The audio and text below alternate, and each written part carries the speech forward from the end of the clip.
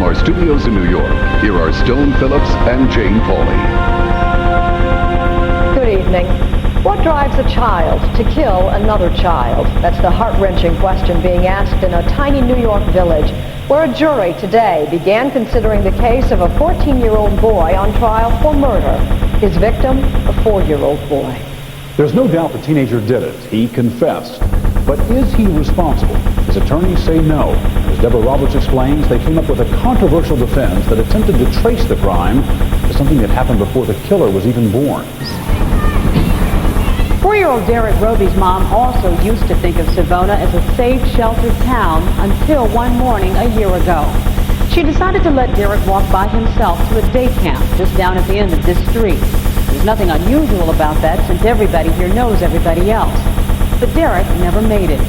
Later that day, police found his battered body in a wooded area just yards away from the camp. Derek enticed him into a wooded area that's adjacent to McCoy Street, and once there, killed Derek Roby by means of choking him as well as trauma to his head and body. Eric also admitted to sodomizing Derek with a stick and torturing him.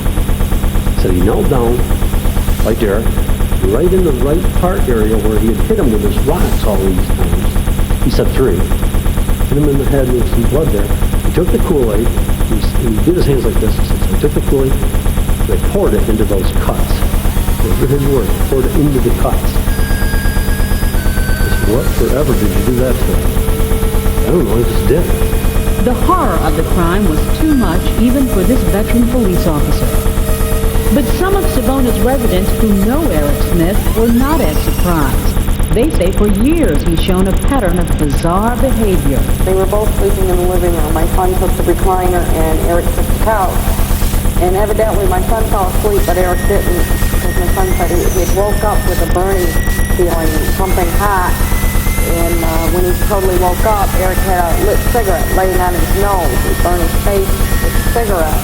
When Eric was about 9, he used a clamp from the vacuum cleaner to slowly strangle the cat to death. And what could cause such violent behavior in a child?